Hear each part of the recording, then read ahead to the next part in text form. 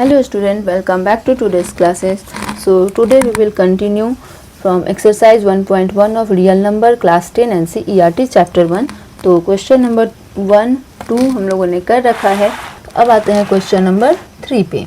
ठीक है, question number 3 में क्या बोल रहा है? Find the LCM and HCF of the following integer by applying the prime factorisation method. तो यहाँ पे भी सेम प्रोसेस है. तो चलिए करते हैं 12 का, फिर 15 का और यहाँ पे 21 का. 2 6 जा 12, 2 3 जा 6, 3 5 जा 15, 3 7 जा 21, 3 3 3 सभी में कॉमन है, यानी कि HCF is equal to 3. LCM 3 तो होगा ही, फिर मतलब जो हाईएस्ट नंबर्स हैं, यानी कि 3 इंटू 2 इंटू 2, 2 बार 2 है, 1 बार 3 है सभी में, फिर 5, फिर 7. ठीक है, एलसीएम में हम ये लिखते हैं, मतलब जितना हाईएस्ट नंबर्स हैं जिसके, ठीक है, वो लिखते हैं. और एचसीएफ में जो लोवेस्ट नंबर, जो लोवेस्ट होगा यानी कि जो सब में कॉमन होंगे वो. ठीक है, इसीलिए तो ये हो गया इसका एलसीएम. तो अब एचसीएफ हो गया 3, 5 2 जा 10, 7 3 जा 21, 21 2 जा 42, 420. ठीक है, यानी कि एलसीएम क्या हो गया इसका 420 और एचसीएफ हो गया 3. नाउ इसी तरह से क्वेश्चन नंबर 2 में 17 का, तो ये एक प्राइम नंबर है. 17 का क्या हो जाएगा? 17 1 जा 17 है ना. 23 का क्या होगा? ये भी प्राइम नंबर है, तो 23 1 जा 23. नाउ इसमें 29 भी प्राइम नंबर है, तो ये भी 29 1 जा 29. ठीक है, तो एचसीएफ सभी में 1 कॉमन है. ठीक है, 1 हो गया. LCM 17 into 23 into 29. ठीक है, इंटू 1 भी लिख ही देते हैं, इक्वल टू. अब इन सभी का जब प्रोडक्ट करेंगे तो इसका प्रोडक्ट आता है हमारा 1 1 3 3 9, 1 1 3 3 9, 9 3 जा 27. ठीक है, अब 7 7 जा 49, तो 9 यूनिट प्लेस पे आ रहा है. तो इसी तरह से आप मल्टीप्लाई करके इसे क्रॉस चेक कर लेना. अगर आंसर मिस्टेक हो आप कमेंट बॉक्स में मेंशन कर देना. नाउ 8 का, 2 4 जा 8, 2 2 जा 4. अब 9 का, 3 3 जा 9, 25 का, 5 5 जा 25. ठीक है, तो अब यहाँ पे सब में 1 1 ही कॉमन होगा. ठीक है, 2 1 जा 2, 3 1 जा 3, 5 1 जा 5. सो एचसीएफ इज इक्वल टू क्या हो गया? अगेन इसमें 1 ही होगा. एलसीएम इज इक्वल टू 2 का पावर 3, इस तरह से भी हम लिख सकते हैं, इंटू 3 का पावर 2 इंटू 5 का पावर 2. ठीक है, तो एलसीएम कितना हो जाएगा? इन सभी को प्रोडक्ट करेंगे तो 2 2 जा 4, 2 जा 8, 2 2 जा 4, 5 5 जा 25, 25 4 जा 100 और 27, यानी कि 27, 3 3 जा 9, 9 2 जा 18, 1800. ठीक है, एलसीएम हो जाएगा 1800. आप इसका प्रोडक्ट कर लेना. इसके बाद अब आते हैं क्वेश्चन नंबर 4 पे. गिवन दैट एचसीएफ इतना इतना is equal to 9. HCF given है, नंबर्स गिवन है, तो फाइंड एलसीएम. तो HCF into LCM is equal to product of numbers.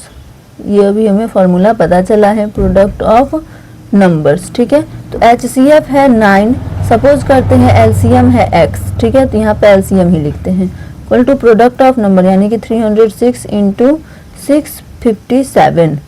ठीक है, तो LCM is equal to 306 into 657 by 9.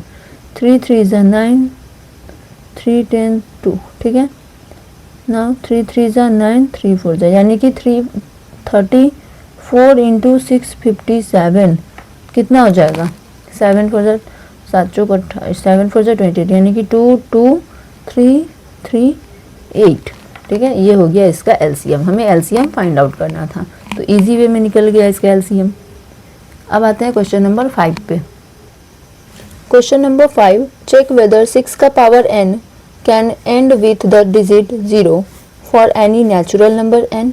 क्या 6 का पावर n जो है वो किसी मतलब 0 के साथ वो एंड कर रहा है, जिस natural number for any natural number n जिसका पावर n जो है वो कोई नेचुरल नंबर हो।